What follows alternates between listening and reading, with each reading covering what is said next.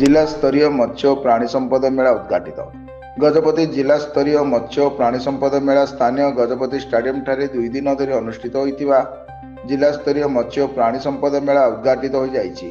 आज उद्घाटन समारोह रे सम्मानित अतिथि भावे पारला विधायक रूपेश कुमार पाणिग्राही, मोहना विधायक दाशरथी गमांग, जिला परिषद अध्यक्ष जी तिरुपति राव जोगदे शुभ उद्घाटन करथिले। समस्त अतिथिगण निज निज वक्तव्य रे मत्स्य प्राणी संपदर समस्त चाषी मानु कहिथिले जे गजपति जिले में मत्स्य चाष भल उत्पादन करुछि।